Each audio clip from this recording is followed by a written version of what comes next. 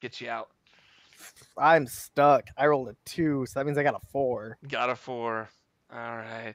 So you roll a 4 as your check to get out from underneath the debris, and you just see this fist coming down, and just pure rage is in this monster's eyes.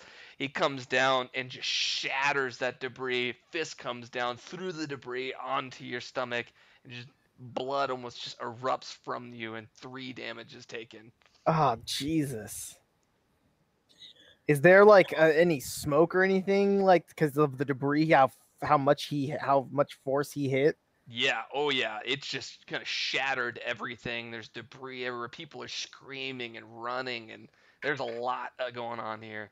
I'm gonna try and use the confusion to sneak away and hide for a minute You if will I need a can. very, very, very high roll.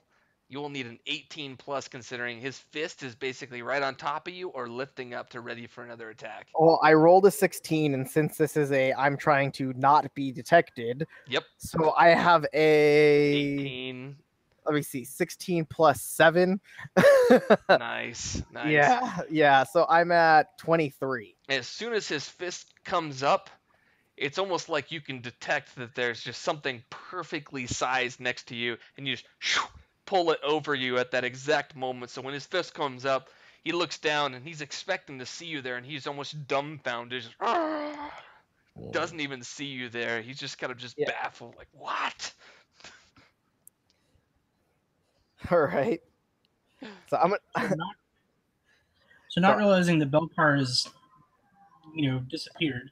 I'm gonna come charging down the back, getting ready to just burst off the next one to see if I can't stun him again or something. Perfect. while I'm catching my breath and he's doing that, I'm gonna use my last healing potion. Perfect. So you just kind of got while you're underneath there. Yep. Just like That's some good potion. yeah. Thank God we leveled, or I'd be unconscious Yeah.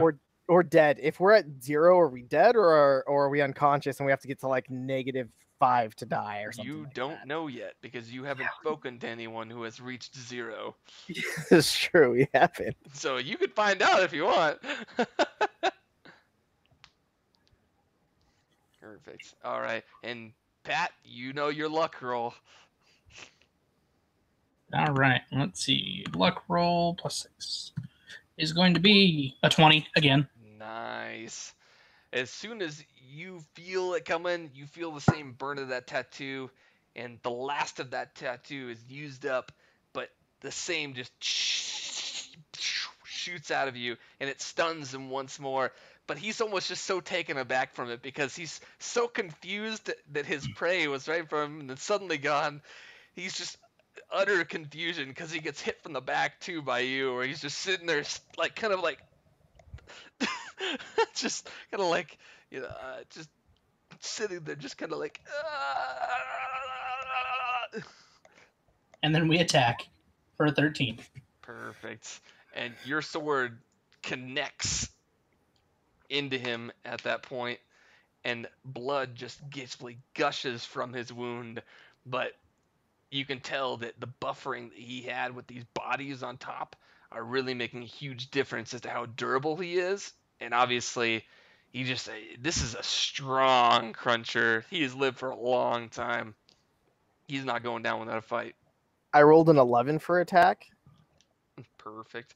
You ready your attack as well, and your sword just basically you kind of pull yourself out from that like peekaboo, slice him from underneath, and just cut off one of his mandibles as that happens. All right. As soon as that happens, you see him he's trying his hardest to break free from this stun, and you can tell that he just attempted to break free like his last one, but he's just met with such resistance that he just can't just break free just yet. Come back around for another one. You basically ran past him on the first one, you swing back, cut him back with another one, just shing, shing, katana straight through him. More blood erupts from him. I miss. You I rolled a 3. I rolled a 3. Belkar, you attempt to get another connection, but He almost has like a twitch at the wrong moment, and you miss him. And at that exact moment, you just the worst, exactly what you did not want to happen. You just breaks free of his stasis. And he looks down at you, Belcar, and he goes, "There you are." Oh, son of a bitch. He sees his prey once more, and he readies his attack.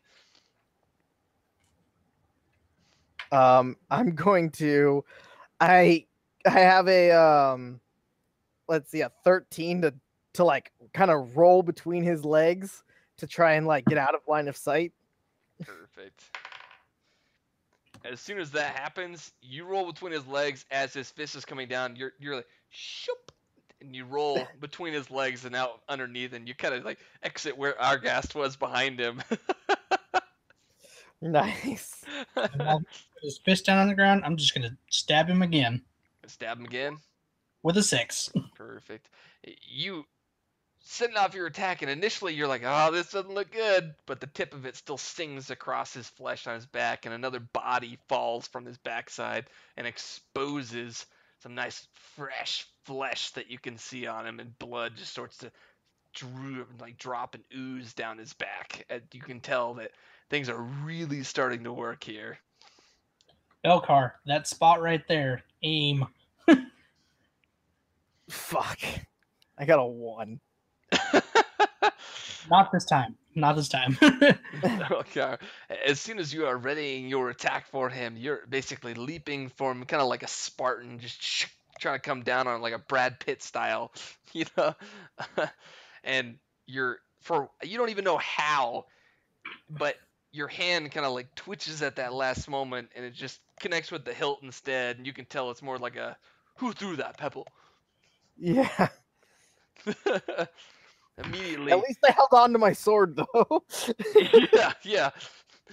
He turns around, eyes both of you, and immediately digs his hands into the ground and lifts up 2 large pieces of ground from underneath you to throw you and the pieces across. I rolled to get off with a 16. Nice. You immediately dodge off of it, and the piece goes flying into parts of the wall. I have a 10. And Belkar, you attempt to do so as well, but you can't quite get off in time. So you take a flying trip on top of this debris and into a wall there, and you take 2 damage. Quick question: is the explosive property on my sword only for parrying, or could I possibly attempt to use it in an attack? It is for parrying. Okay, so then I'm going to. Am I pinned again? Yes, you are pinned. Alright. Any time the debris connects with you, it pins you. How far away is he? He is 20 feet away. And okay. Just as his normal fashion, after he has pinned someone, he starts just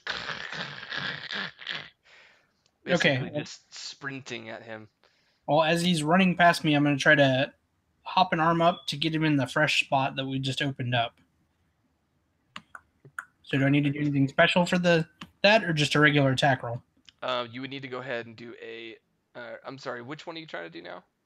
Trying to, as he's running past me, kind of grab him and hike myself, use his momentum to push myself off. Oh, and swing kind of around him and back to the back? Yeah. Gotcha. When you use that too, go ahead and roll an attack roll. Okay. 13. Perfect. You swing around and you dig your sword deep into him, and you can tell that you've just connected in the right way. And he stops mid-stride and just slams onto one of his knees. Arms hit the ground to kind of stop him. And just forward, and blood starts to just kind of gush from his back, and he just cries out in pain. So I got a 16 to get the chunk off. Immediately, you roll out from underneath the debris, and you stare down your would-be attacker as he is down, and he's basically just has one knee underneath him, and the other one's kind of back in the back, down on the ground. Yeah, I want to charge and do like an uppercut swing, like right on his head with my sword, and I got a